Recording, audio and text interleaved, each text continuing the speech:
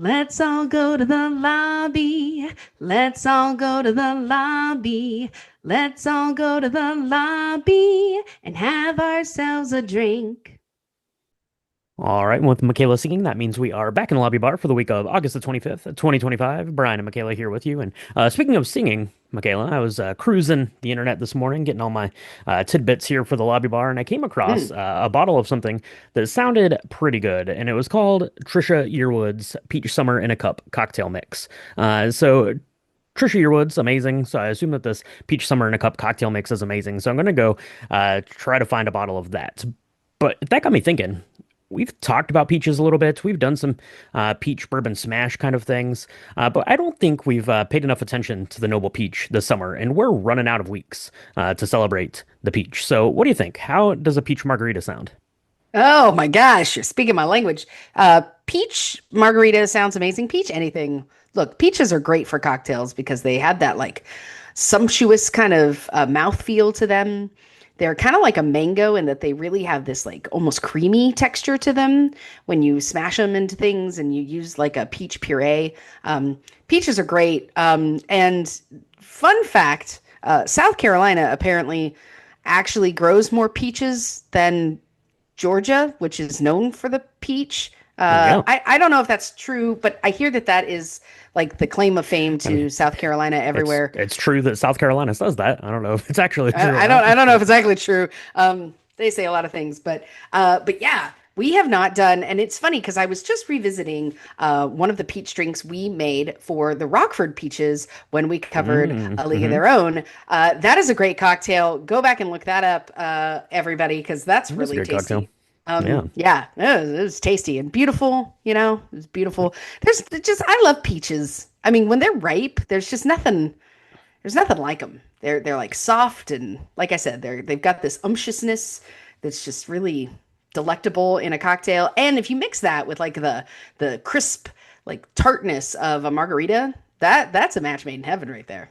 Yeah, absolutely. I came across this peach margarita today, and I th said that sounds pretty interesting because I mentioned, like a peach bourbon smash. You have like the peach Bellini. Hmm. You mentioned the League of Their Own cocktail we did, which I believe was like a peach lemonade kind of a thing. Yeah. So that was pretty good. But yeah, peach margarita sounded good because you'll see a lot of like mango margaritas and stuff, but the peach is such like a subtle flavor. I thought that would pair really nicely with the margarita here, and you don't really need fresh peaches to make it, although that would come in handy if you want to, because we're actually going to be making a peach puree. So basically, what you want to do is just take a small peach, go ahead and chop that up into some little bits, and then throw it into like your food processor or blender until it's a nice like pureed kind of consistency. If you don't want to go to the trouble of doing that, you could muddle some peach, or you could just swap out some agave nectar. But this is how you're getting your sweetness into the margarita. So you're going to take basically like 1 ounce of that puree and add it to 2 ounces of tequila, half an ounce of peach schnapps, and 1 ounce of lime juice. Go ahead and you can shake that in your shaker tin with some ice, and then I like to strain it into like a little rocks margarita glass with some fresh ice. And you can garnish that with some tahini on the rim there. It's going to be limey and just a little bit of spice there to offset the peach. Sip and enjoy. I love peach margarita. It might be my favorite new way to have a margarita all the time. Peach. I could eat a peach for hours. Yeah, no, this is a good one. Easy, Nick Cage over there. We haven't covered that film. But you know what? Now we know. We're gonna have to definitely do something with peaches there. I agree. I think this would be best, of course, with fresh peaches, but I don't know when peach season is. I barely know when apple season is, and I have apple trees in my backyard. So, if you can't find any, or you don't want to do that, you can get frozen ones. But I would recommend if you're going to do that and go that route to get them a little bit thawed before you put them in hmm your food processor for this, or else it's going to be really hard and choppy. And you want this to be really smooth. You want this to be a very like smooth from a consistency perspective, because you're going to want to get the tartness of the tequila. And the best way to do that is if it's smooth drinking instead of like chunky hmm margarita. No one loves that. Yeah, absolutely. And you could probably go ahead and just buy some peach puree. You could even look for those like little like kids like baby food like pouches of peach puree. That's a good way to get those too if you're having trouble finding them. Maybe in your like juice aisle, check that out. Good That's a good way to call. get some purees as well. So yeah, give that a try and let us know what you think about the Noble Peach. Or if you have any good last minute peach recipes for us this summer, definitely let us know because like I said, we're running out of days. Maybe you made it out to see a movie though, on your way to buy peaches, probably is what you did. You stopped at the movie theater. You might have taken in K-pop Demon Hunters. I believe it's a sing-along version that raked in $18 million this week, this weekend, followed by Weapons, Freakier Friday, Fantastic Four, and The Bad Guys, too, all still hanging in there. So K-pop Demon Hunters took the world by storm, Michaela. It's on Netflix. I don't know if you've It watched sure this. is. Have you Oh, heard of K-pop Demon Hunters? It's a I big have a deal, 10-year-old apparently. son.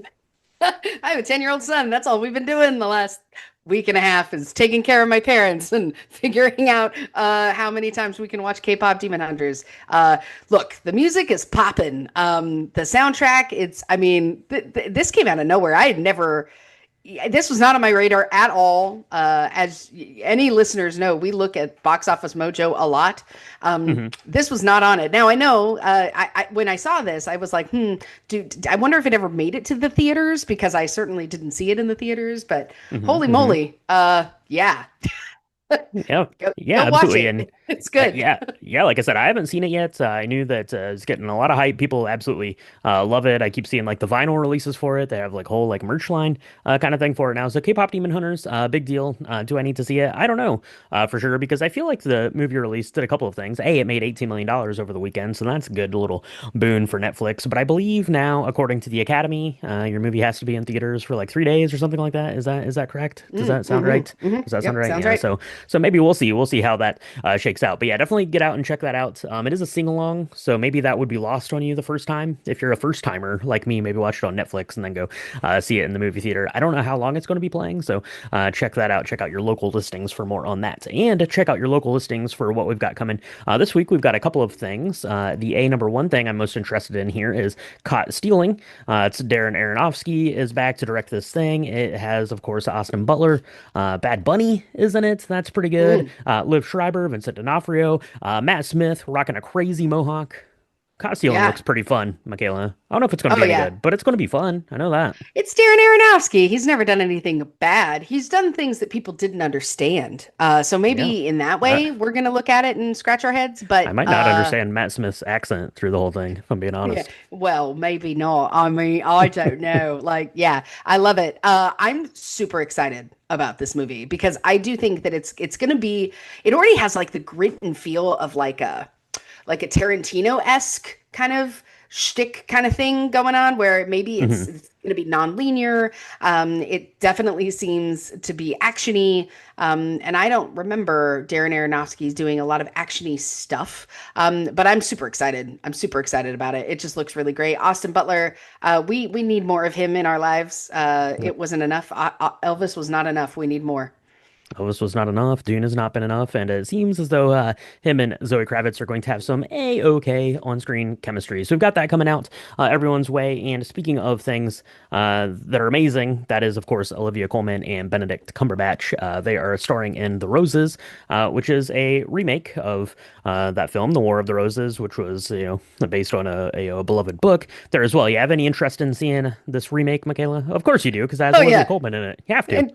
And it does. And Benedict Cumberbatch, I also have a major fangirl crush on. Look, I find this to be really interesting because I loved the original movie, which is Kathleen Turner and Michael Douglas, and it is them getting a divorce after being together for 20 years. And they had such great chemistry in *Romancing the Stone* and *Jewel of the Nile*. Everybody was like, how could they want to hate each other so much? And then the universe saw it, and I loved it. It really likened itself to my parents' own divorce, which is pretty funny and sad as a kid. But it was one of my favorite relationship movies as a child. So I cannot wait for this. And I did see like a extended preview where they're at the therapist session and they're talking about things they like about each other. Hmm. Hmm. And literally, it's over when your spouse, the love of your life, the one who is supposed to be the holder and keeper of all your secrets, is like, well, he has arms.